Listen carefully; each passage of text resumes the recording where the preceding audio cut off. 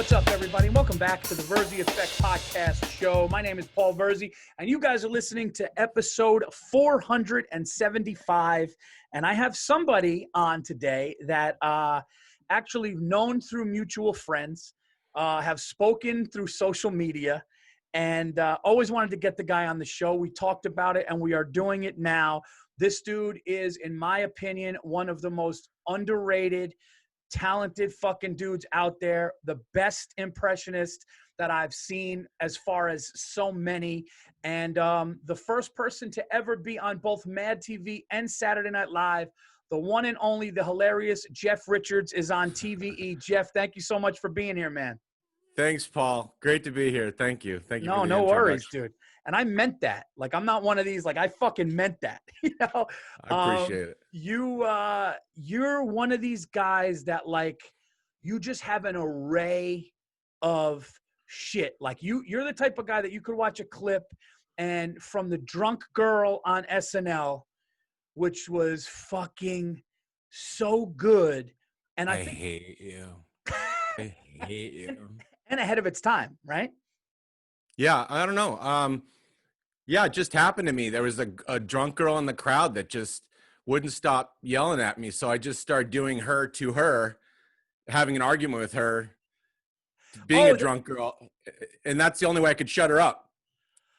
Wait a minute. So that was where the inception of Drunk Girl was. Yeah. You were on stage. Yeah. Doing a show, and a drunk girl was just acting like that, and you just did her. Not funny. Not funny. You're not funny. And then I'd be like, shut up, bitch. You're a bitch. Do you remember where you were or no? Yeah, I was in San Diego at the Comedy Store in La Jolla. Oh, my God. So, dude, that's so cool to actually, like, it must be really cool to go from that to the Weekend Update desk doing it. Yeah. Oh, yeah. Have it be realized. Yeah. It was awesome.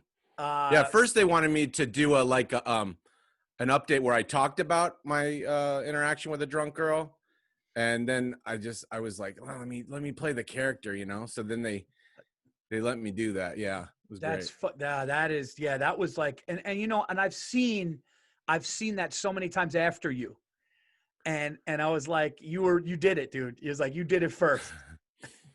I don't know. I don't know. I don't know who did what first, but yeah, that was a fun one, you know, because it was like, you know, you could say whatever you wanted as her, you know, and you could do whatever, and anything would be, you could like justify, you know, attacking someone, you know, attacking Jimmy, attacking, you know, just going off, saying whatever, looking any direction. It gave me a lot of liberty to do. It was easier. Yeah. It was hard to make mistakes when you can do kind of anything with it, you know? Yeah, because she's drunk and she's just so ridiculous that even a facial, even looking away, it just lets you be more free. And when I say like the first to do it, I'm not taking away anybody that had I've seen a ton of comedians even do it on stand-up with a drunk, but like, as far as like on SNL and doing the whole lunacy of like, she's not even making any kind of sense. I remember that. What year was that? With like when her inception? That was 2001. 2001 is the first time you did it on the show. Yeah. Yeah. Okay, that's fucking awesome. Yeah. Now, so you're a stand-up first, or you were doing like improv and then got into stand-up? I did improv briefly, yeah, in college. I was in a sketch troupe for a couple months, and then one of the guys in the troupe was like, I'm gonna go do stand-up, and I go, there's a comedy club around here, because I'd always fantasized about it. And then and then I went to Charlie Goodnight's in Raleigh. Sure, I know it well. Yeah. Okay. That was the first time you did it. Well, the first time I ever did it was in Sunnyvale at Rooster Teeth Feathers. I did it once, and but that was when I started. That was really the beginning. It was a real crowd, you know, and everything. What is the difference, Jeff, of I obviously I know the difference with SNL and Mad TV is SNL's live right then and there, but as far as the audition process, like because I always hear about SNL auditions, but I never hear about Mad TV auditions. Yeah. Well, yeah. It was a crazy series of auditions. I basically, the improv recommended me, and Joel Zadak recommended me to Mad TV for the stand-up auditions where they did like, you do 5 minutes in front of the casting, some of the producers. And so I did that. That went well. And then it was just a series of working on, because I hadn't had any much experience. So I was like trying to come up with like original characters at this time, and trying to, pretend I knew what I was doing, basically. Yeah. So I went to producers like a bunch of times, and I went to network twice. So I don't think they were real sure on me, but, I weaseled my way in there. That's awesome, dude. That's such a, like, dude, to be one of the few people to ever be on both just is a testament to your talent. When you do, because I got friends that I notice this, and tell me if I'm wrong. Okay, because I just want to, when I see somebody do an impression or characters, I have friends, Giannis Pappas does amazing characters. I have friends that do characters. Are you in it so much? Like, I feel like people that are great at that almost really get away from themselves to a point where it's almost like, because I had a friend, he would do a character, and when he was the character, he was almost sharper than his real self. Yeah. It was like the character had something that he didn't. Does that make sense? Yeah, it's almost like some characters think quicker than you do, and then you rise to that occasion. Yes. Like Letterman is always that. Letterman is such an expert.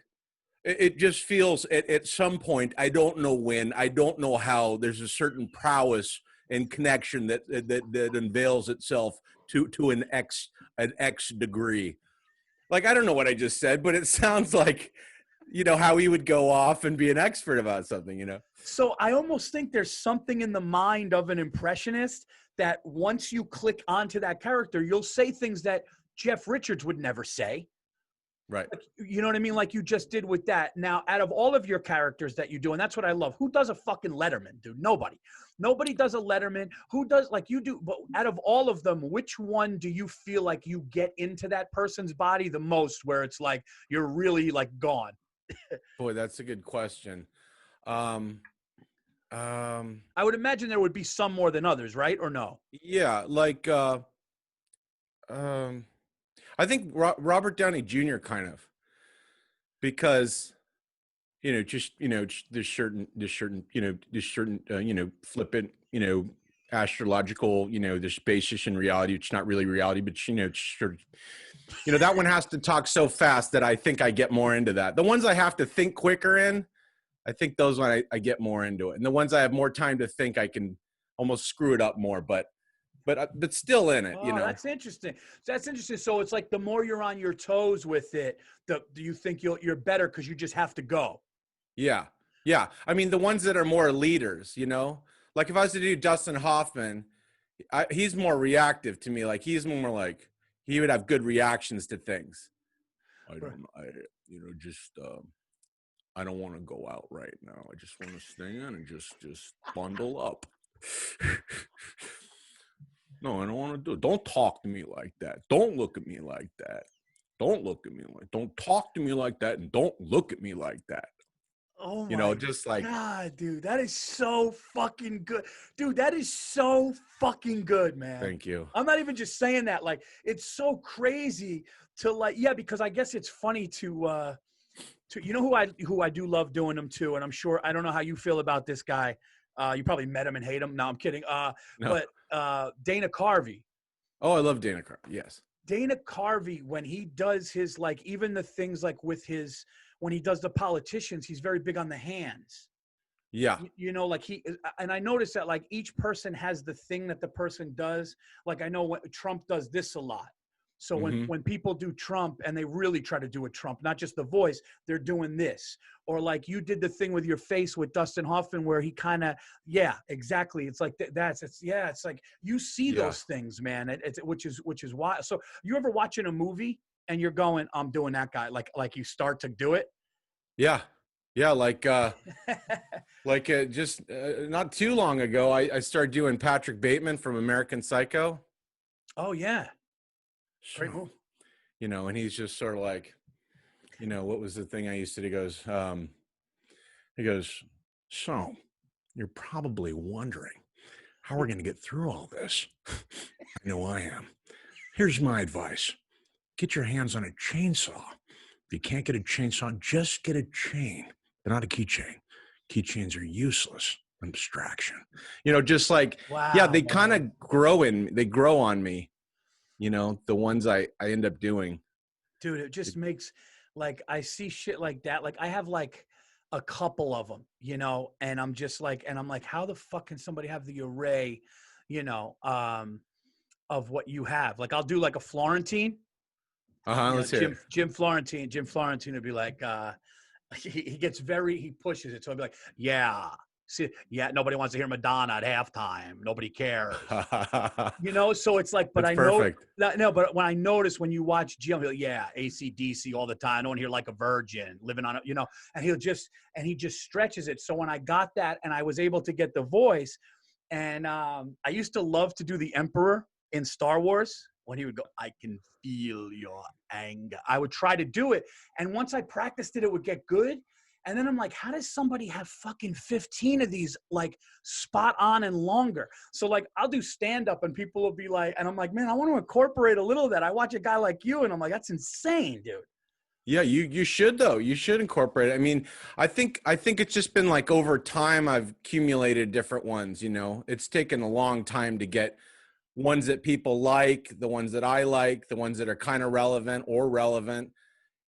and but yeah, just a bit of a knack, I think. It's a bit of a knack. It's almost like you want to mock the person too. It's a mocking instinct, that I kind of have, that I just like David Attenborough, just overdoing it.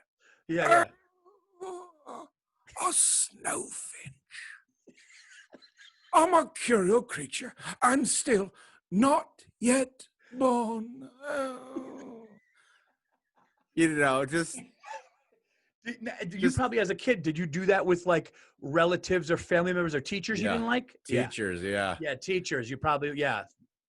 Yeah, teachers. I can't think of any right off the bat, but yeah, I would get up in front of the class before class started, before the teacher walked in, and then do the teacher starting the class until the teacher walked in and told me to sit down or go to the office.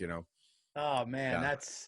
dude, it's really, it's an unbelievable skill. Now, is it harder to do? Obviously, I would imagine it's harder to do as a white dude. Is it harder to do like Latino or a black dude, or do you find those more difficult or no? Well, I mean, they're not difficult to do. They're difficult to get across on an audience. It seems like more and more difficult to kind of pull that off, even if you're coming from a good place, a nice place. Like I kind of switched up some stuff. Like I used to do a Latino gentleman at Best Buy, Yeah. kind of bullshitting me, so like, you go in there and he's like, get the warranty, bro. Once you get it, you got it. Yeah. Right now, you don't have it. You better not get it. My friend, my homies, do get out. Come on, get out of here, man. Yeah. And then I switched that to this character I do called Ronnie. I don't know if you've ever seen it. He kind of sounds a little bit like Rich Voss. A little bit. Just like I'm trying to figure it out right now, dude. Might just get the warranty, dude. Just like right now, you don't have it. Better not get it, dude. Just like, you know what I mean? Dude, I do one I think you would like. I don't know if I'm going to do it, but I talk about how the Mexican accent in the West Coast is my favorite accent in the world, because it sounds like they just had groin surgery and they're exhausted. They're like, what's going on, fucker? Shit. I'm fucking like, they always sound like they're hurting. It's always just like, I'm fucking tired, man. Need a nap and shit. Fucking anesthesia. But like, I just find it, I love that. And I love the silliness. And one of my heroes, Jeff, and I'm sure probably somewhere down the line, you too, because of our generation. But for me, Eddie Murphy is why I do this, man. Oh, Eddie, number one. For me too. Number one for me too. Yep. For me, one. like my dad took me to, it wasn't Delirious for me. It was Raw, because Raw came out in '87. I was around 9 years old, whatever it was. And he took us to the theater. and he was like forbidden. Like, you can't take Paul and Christian to my brother. You can't take them to see. And I was like, you got to take me. You got to take me. He took me to see Rodney Dangerfield in Radio City when I was a kid. But like seeing Eddie, and then you're going, oh my God, not only is his stand up, but he was doing impressions. Like Right. Eddie was everything. Eddie was a quick joke, a story, impressions. Like Eddie was like a play.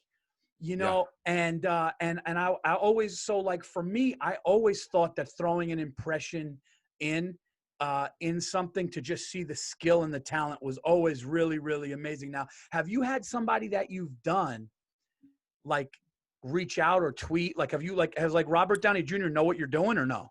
I don't know about Robert Downey Jr., but I had Alec Baldwin reach out, and well, yeah, he kind of reached out. What did he do? Well, he started following me on Instagram, and then I just kind of had some DMs back and forth, and because I would do an impression of him, and they ended up having him on my podcast. But the first person was Louis Anderson, when I had a VHS tape of some impressions I did before I came to LA, and I gave it to a guy who knew him, and Louis ended up calling me on the phone. Be like, I saw the tape you sent. I liked it. It sounded like me. You guys ready to play the feud? I do that. You ever do that? I do that. And I ended up opening up for him in Vegas, and he saw me do my set, and then afterwards he's like, "You could do me longer. You could just keep going. You could talk about how I like shrimp." Oh, that's so fucking funny, dude. Yeah. Oh, can you do is it harder to do female too? The only female person I do is Jodie Foster from Silence of the Lambs. Yes, doctor. Just give me his 9, doctor. Just give me his 9. No. You know what you look like to me with that long? Yeah.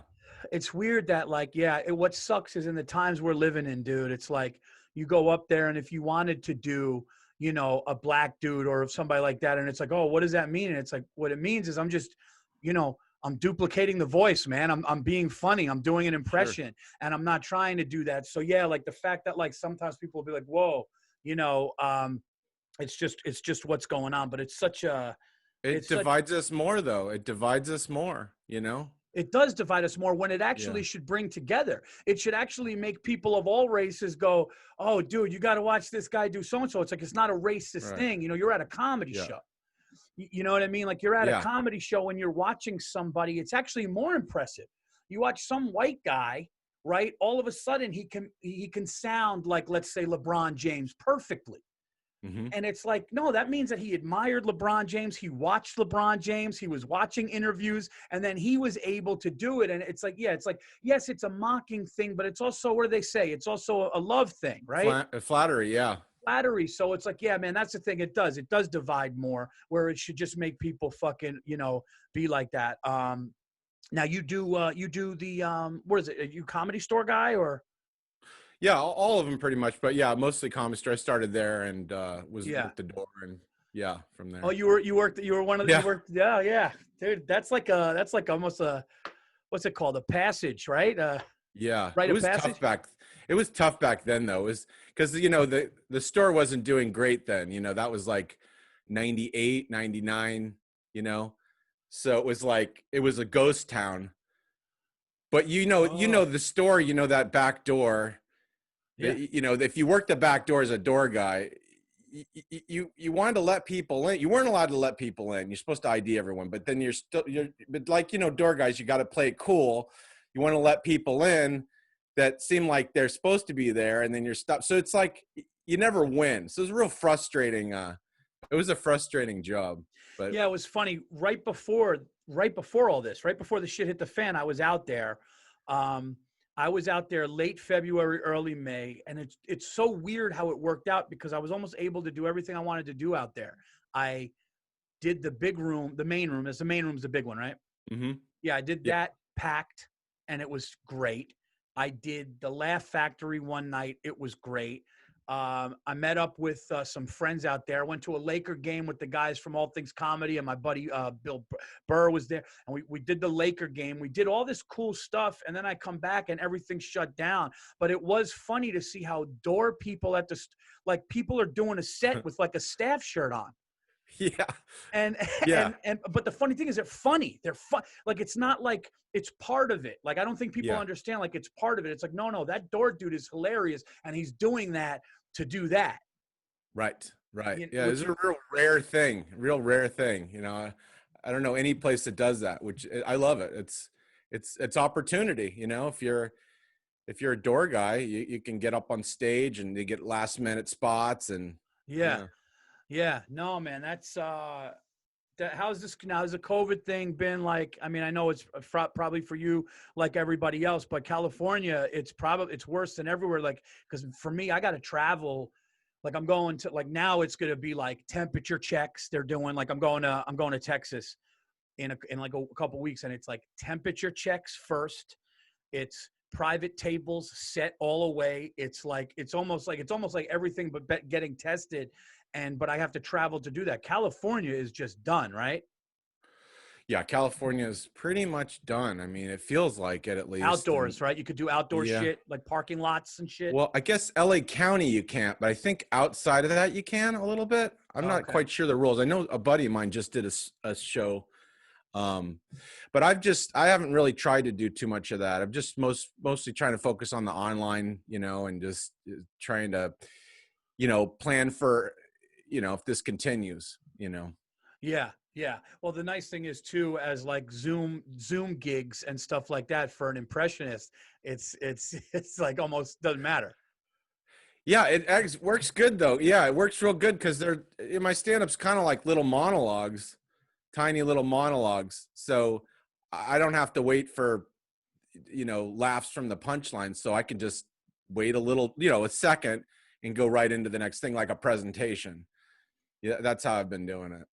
Oh, okay. So now if a corporation reaches out to you and they're like, "Hey, Jeff, we want you to do like Robert Downey, Dustin Hoffman and all that." Yeah. You'll have a set. So like, how does that work with a set? You'll basically have a set list of those guys? Yeah. Just names. And I'll just be like, you know, I kind of play it like I'm like they're students.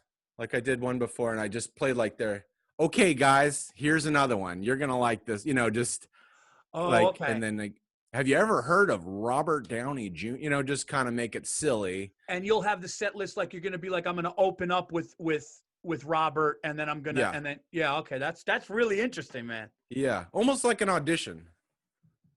Really. Yeah. So I want to get into your podcast. I want to talk about your podcast and stuff. But before we get into that, I always love hearing about the SNL auditions. So when you auditioned for Saturday Night Live, same thing, stand up mixed with original characters?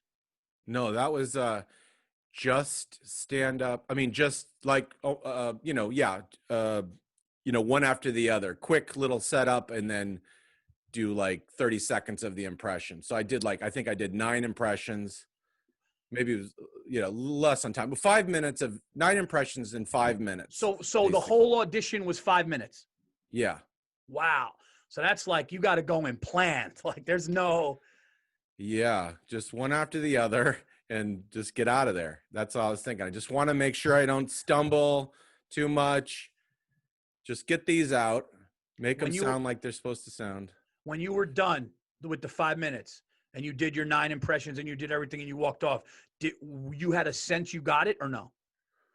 That's a good question. I had a sense I did good because when I came off stage, Lauren stopped me and said, "Good job," and shook my hand. So I just was thinking he's not doing that on every person. So then I thought at least I did a good job. Right. You know, yeah. You know. If you I think the whole thing is like, I don't want this to replay in my mind that my nerves got me on this one opportunity for the rest of my life. So my attitude is like, you know, I'm going to be damned if it's not my nerves. I don't want my nerves to be the thing. No, dude, I love that. That was all I was thinking of. Yeah. And that's what you know, that's like that's the mentality. It's almost like I don't have the, like, you know, when anytime a younger comic asks me something, because I used to do it, where I would put so much stock in a Montreal audition, or I would put all this stock in the things that were like these dragons that we want to slay. Right? There are certain, Yeah. as a comic, there are certain dragons you want to slay. It's getting into the main club in your city. It's getting a television thing. It's getting to a festival like Montreal. And when comics tell me, I go, you know, I talked to somebody who books a big festival, right?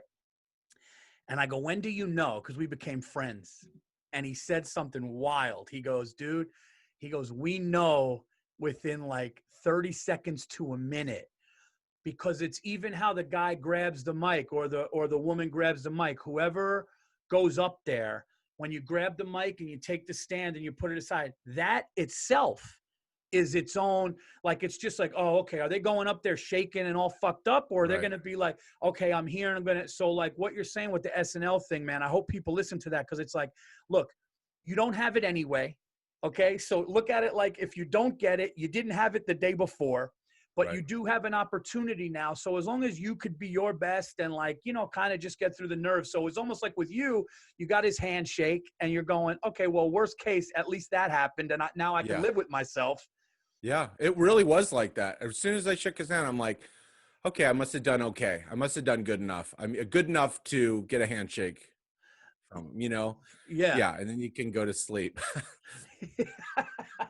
Yeah, dude, that's like SNL has always been like always like a thing where it's like I always like thought about like that, and like doing SNL, being on SNL, writing on SNL just because of Eddie, you know, Yeah. and the fact that you did that and Mad TV is something that, dude, for the rest of your life, man, you got that, and not many people do, which is really, really a testament to your talent. But let's talk about the podcast.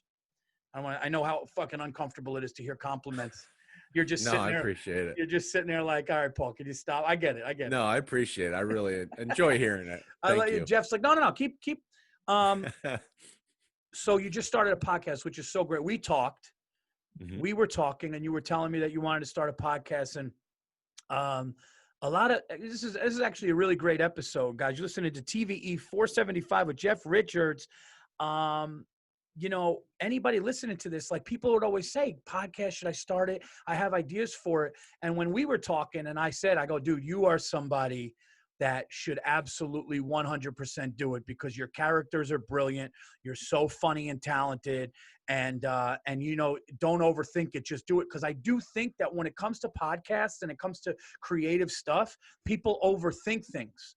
Definitely. And they're afraid maybe to put it out. Like even when like the Virzi effect went video, and I built this studio in my home and all this stuff, I'm like, is this, you know, I was like hesitant in a way, like, should I need everything to be right, and I don't want it to be wrong because this person's doing it right, and maybe and it's like, no, man, it's like they just did it. Yeah. Yeah. And that really helped me when you said that. You said just jump in. And Yeah.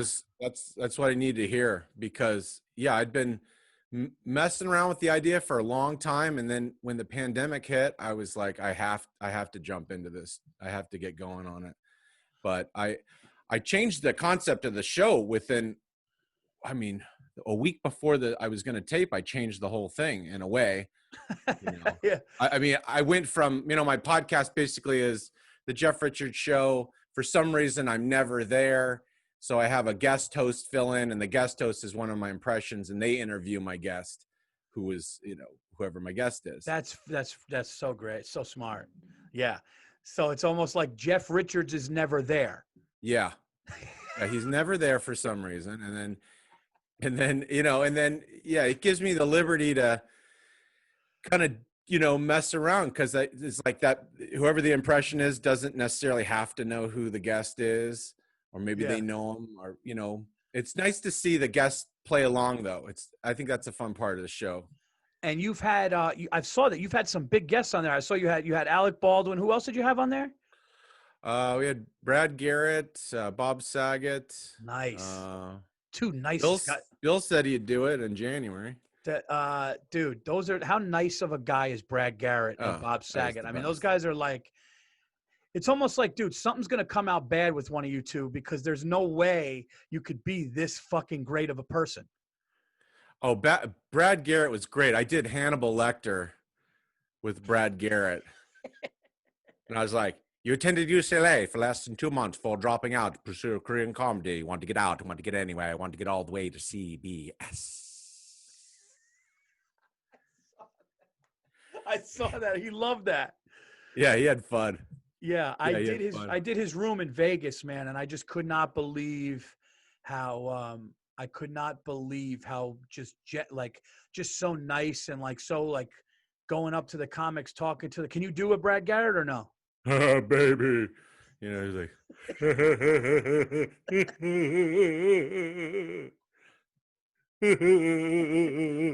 Jeffy, baby. And then I'm coming at him as Hannibal Lecter. He doesn't even, I don't even think he saw the note that I was going to be interviewing him like that. So I kind of got him off guard a couple times.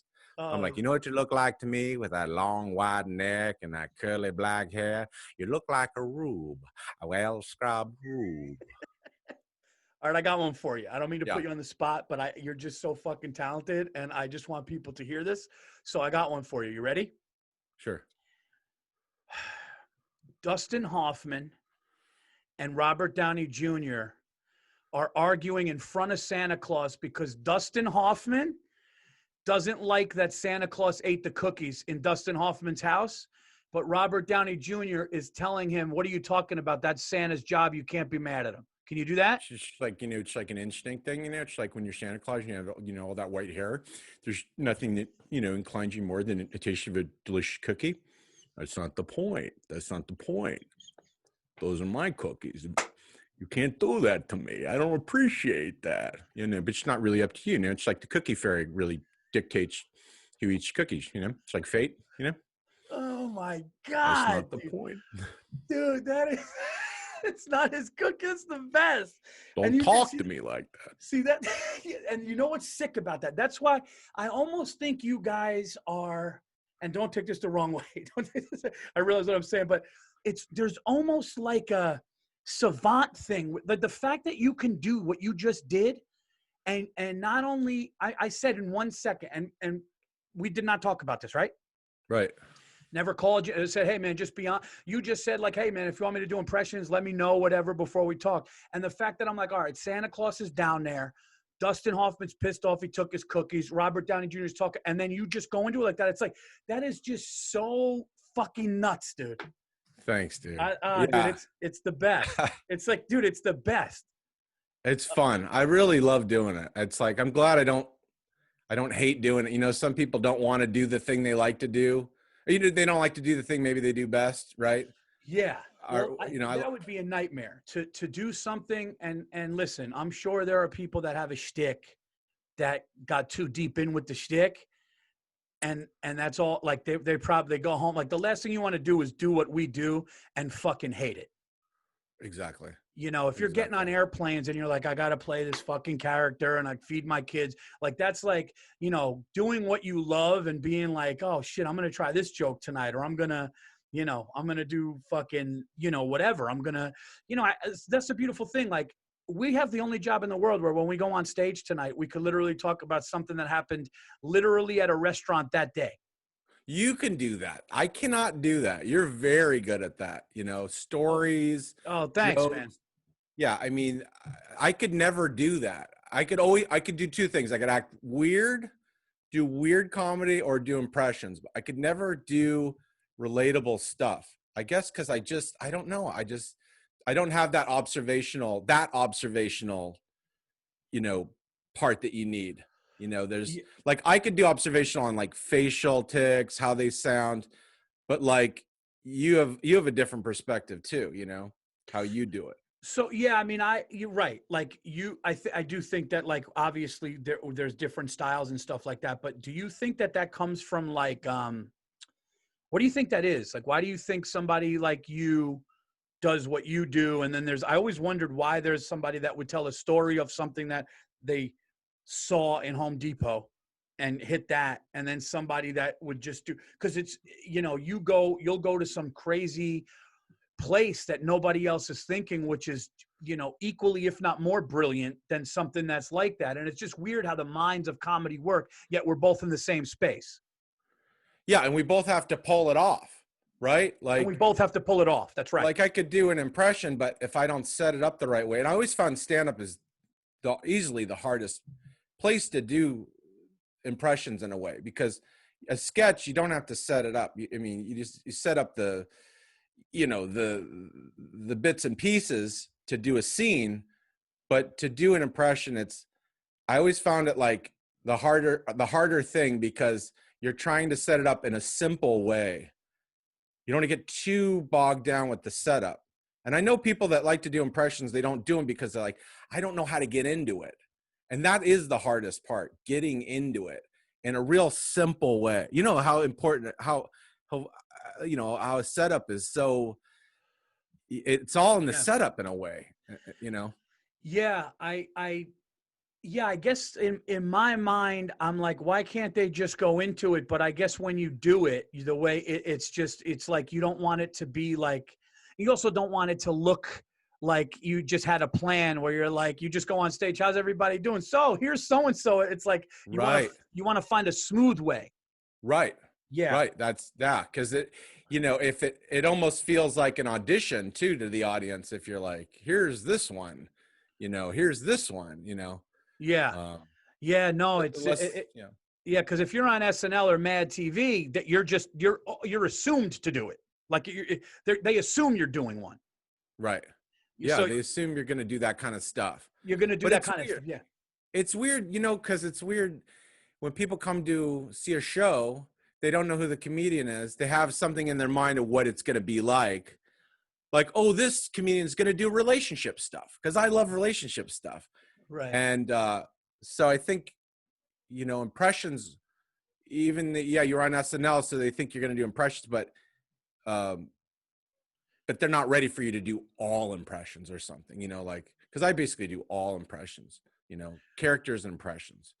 So if you do, okay, so let's talk about that real quick. I mean, we usually do, I mean, this one I'm going to run a little longer just because this is fantastic. So I hope you got a couple more minutes. Sure do. Because this is great, man. You're the best. So if you go on stage and you headline, let's say you're headlining Hilarities in Cleveland this weekend, you're going to go on and you're going to do an hour of impressions and jokes with impressions, right? Right. See, right. That's crazy, because I've heard of people that like were SNL alum and they got into stand-up later. And then like after a certain amount of time, there was like no hour set. It was like that. And, or not just SNL, people that do improv and people that do shows like that. And all of a sudden they get known and then they go up on stage and it's like, you're doing an hour of that, which is incredibly hard. It is. I think the thing that kind of helps is I do crowd work. I do crowd work and I'll get off track. And I also I won't go from one thing to the next. Boom, boom, boom, boom. I know some impressionists do that. They go boom, boom, boom, boom, boom to the next, and they don't come up for air. I'll stop. I'll look around. I'll take some time and then go into the next one. You know, like I just kind of take my time and, you know, just, you know, get weird sometimes or say something weird. Just, you know, get off track and then go right back to it. You know, so I don't feel like a machine doing it to them. Yeah. Yeah. It's like you make it so free for yourself where you're like, I'm just going to take a break and talk to this table and then we'll see where that goes. Right. Yeah. Right. Do you have any so were you like an Andy Kaufman guy, or like, were you, as far as like, I guess if you want to say, I don't know if I would call it absurdity, but like that kind of, like you said, you do two things. You either do impressions or kind of some out there stuff. Who was the people that were you looking at somebody like that, like a Andy Kaufman or someone like that? I loved Andy Kaufman, but for me, it was Eddie Murphy when I was about your age with Delirious. Yep. And that got me going into that direction. And then it was Kids in the Hall. Yep. You know, about 13, 14. Yep. Just watching them get into these just weird characters that were grounded in their own reality and just had their own voice and had their own nature to them. And then SNL, and it really was Dana Carvey was like my major influence in watching him do impressions and watching him get into it and wiggle around in it, and you go, well, that sounds like him, but I see how he exaggerated that and made it his own. He almost made like Impressions original characters, like he owned them so much that they were his, Yeah, I think Dennis Miller said that him and Dana Carvey, or that him and somebody were talking and said that Dana Carvey, Dana Carvey was the greatest at doing that, or SNL character, as far as really getting into something and just owning something different. But dude, like, putting aside the stand-up with chopping broccoli and the rock star face looking like he's going to throw up all the time, putting that aside, dude, you remember that sketch on SNL, the Il Cantore restaurant, the Italian restaurant, where they were so, it was, it's definitely like before your time. I think it was like, I remember it. Yeah. Wasn't that where they Kirstie would Alley. come onto they'd come onto the date? Yeah. Right. Kirstie Alley and Kevin Nealon come onto a date, and they're all way too affectionate, till eventually Dana Carvey has a woman on the table with her legs like on his shoulders, and he's like making love to her. Dude, it was, and one of the funniest things was Farley like puts his head, like Farley like goes, "Come have a drink," dude. And Sandler ends up delivering bread in a Speedo. Like, it just got that crazy. Yeah. And they kept going, "What? No, Pellegrino no good?" And finally Kevin Nealon goes, "It's not the food." Dude, that's one of my favorite. But like, talk about Dana just being like, so, I mean, dude, it was one of the funniest. It was just like, dude, this guy is like built for this shit, man. Yeah, he was made to be on that show. I love Dana Carvey. Yeah. And you met him, like, you know him personally? I've met him a couple times. Yeah. Well, is he a San Francisco guy, right? Yeah. Yeah, dude, what a monster, man. What a monster. Impressions and great stand-up. Like, oh yeah. That's so cool, dude. So your podcast started, how many episodes are you out now? I think we've done about 12, something like that. Oh, nice, dude. Yeah. So you're off and running, and you have the whole setup. Like, you just need you and a guest, right? Like, that's. Yeah. And it's on Zoom, and and then we do the deep fake to my face, depending on which impression. I'll do we did Dustin Hoffman this week, coming out Thursday. I don't know when this airs, but they put the deep fake on you. The deep so fake. You look like Dustin Hoffman, yeah. Yeah, the computer imaging and all that. Yeah. And it's really fun. I'm having a really good time. No, dude, I'm so glad. I'm so glad. Like, when you called me and we were talking, and I just said, dude, you got to do it, because the impressions, it's like, it's almost a sin to have the impressions and what you're doing and just not have it out there. And like, I'm telling everybody, and I'm gonna tell everybody to tell everybody, because I think you're one of the most underrated, talented guys. And anybody listening, man, check out Jeff Richards. You're not doing any dates right now, right? No. Yeah. Thanks for making me feel like a piece of shit that I am. You're like, no, Paul, I care about humanity. So no, I can't travel right now. I got to take care of my family a little bit. Yeah. Do you have a family or no? Yeah, mom and uncle out in Burbank. Yeah. Okay, so so wow, your mom's out there. Yeah. In Burbank. So they left. They went south. Yeah, they went south. Yeah, after SNL. Yeah. Yeah. Well, I will be December 18th, guys. I will be at LOL Comedy Club in San Antonio, Texas, the 18th through the 20th. It's going to be super safe, social distance. They're taking temperatures. They're going to have private tables of your party set aside away from people. There's going to be the whole deal. They're doing it. I would not be going otherwise, but I am bringing the new hour. I'm excited about that. So come out and check that out. And my album, I'll say this is now my special. I'll say this is an album today. You can buy that right now on iTunes, Pandora, Spotify. And check out my Gun to Our Heads podcast, which I'd love to have you on, Jeff, because I'd love to have you on as one of the characters. Oh, okay. Yeah. So what we do on the show, Gun to Our Heads, is we basically take a topic, like Okay, so you're just for an example, you're a family man. You have a wife, kids. The whole community loves you. The school knows you. All that. Would you rather, and this is just what we do on the show, gun to your head, you got to make a choice. Would you rather get caught cheating and lose your family and the whole community knows that you cheated on your wife and your kids find out and you're disgraced that way? Or you're fine with your family, no cheating, but you get caught masturbating in like a Kohl's parking lot. So you have, so you have one of those. And then we argue, me and the guest, we take a side. Or like we'll take what we want, and when we go over a topic, if I pick a side and I know you pick the other side, we'll just go a half hour of that. So maybe you as a character would be fucking hilarious. Sure, I'd love to. Yeah. So check out the Gun to Our Heads podcast, and get all my socials. Please follow Jeff Richards on all of his socials. Where can they follow you at? At the Jeff Richards, Instagram, Twitter, and thejeffrichardshow.com for the podcast.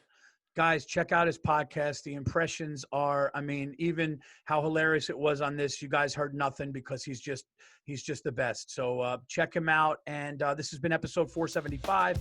Until next week, I am out of here. Be safe, everybody.